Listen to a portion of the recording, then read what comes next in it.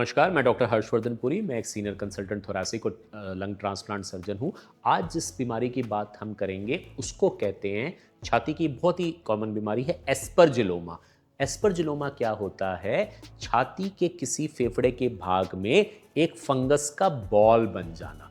Fungus का ball अब बनता कैसे है? अगर किसी इंसान को हिंदुस्तान में टीबी हो, टीबी बहुत कॉमन है इंडिया में, उसके टीबी होने के कारण जहाँ वो टीबी होता है वहाँ पे एक कैविटी या खाली जगह बन जाती है, जो खाली जगह उसकी टीबी ठीक होने के बाद भी वहाँ रहती है। और हमारी हवा जो है वो काफ़ी इन्फेस्टेटेड है फंगस से। तो ये जो फंगस हम अपनी सांस के साथ अंदर लेते हैं, किसी कारणवश अगर उस इंसान की इम्यूनिटी थोड़ी कम हो जाए तो ये फंगस जो है उस कैविटी में जाके बैठ जाती है और एक वहाँ बॉल नुमा स्ट्रक्चर बना देती है, जिसको कहते हैं फंगल बॉल या एस्परजिलोमा। अब इन पेशेंट में प्रॉब्लम क्या होती है? इन पेशेंट्स में रिकरेंट हिमोप्टेसिस या बार बार बलगम में खून आने की प्रॉब्लम होती है।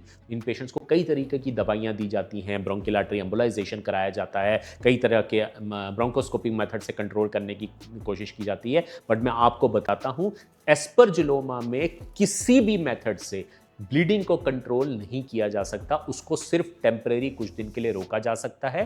वो ब्लीडिंग दोबारा होगी क्योंकि आपने वो फिजिकल प्रॉब्लम को वहां से नहीं निकाला है। अगर कहीं आग लगी है तो आग पे पानी डाल के जब तक आप उसको बुझाएंगे नहीं, वो आग खत्म नहीं होगी। एस्परजिलोमा भी उस आग की तरह ही है, उसको आपको निकालना ही पड़ेगा।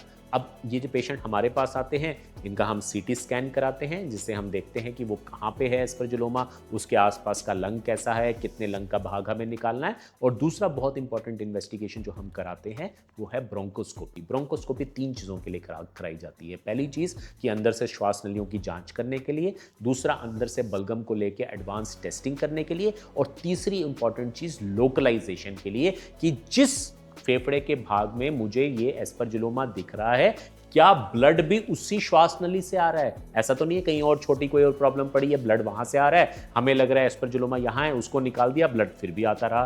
तो ब्रोंकोस्कोपी इन पेशेंट्स में बहुत ज़्यादा इंपॉर्टेंट हो जाती है। ये सब करने के बाद पेशेंट को सर्जरी के लिए लिया जाता है। सर्जरी हमारे यहाँ पे मैंने पहले भी कई वीडियोस में बताया है, दूरबीन के माध्यम से या वैट्स के माध्यम से 70-80% केसेस में होती है, जिसके अंदर 3 छोटे छोटे छेद बना के इस एस्परजिलोमा वाले लंग को हम निकाल देते हैं और पेशेंट जो है वो बिल्कुल ठीक हो जाता है। उसका हिमोप्टेसिस और बाकी प्रॉब्लम बिल्कुल सॉल्व हो जाती है। ये बहुत ही एडवांस सर्जरी है, पर मेदांता में हमारे इंस्टीट्यूट में बहुत कॉमनली होती है।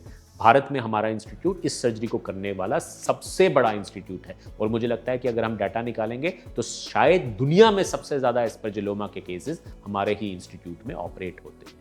सो कुछ लोग मुझसे पूछते हैं कि ये सर्जरीज तो फिर बहुत महंगी होंगी भैया, तो ऐसा बिल्कुल नहीं है। कई जतन करके इन सर्जरीज को हमने बहुत नॉमिनल प्राइस में ले आए हैं ताकि आम जनता भी इस अच्छी सर्जरी का फ़ायदा उठा सके। तो आपने देखा एस्परजिलोमा क्या होता है, डायग्नोसिस कैसे बनाते हैं और मेदांता में इसका एडवांस ट्रीटमेंट हम लोग कैसे करते हैं। नमस्कार।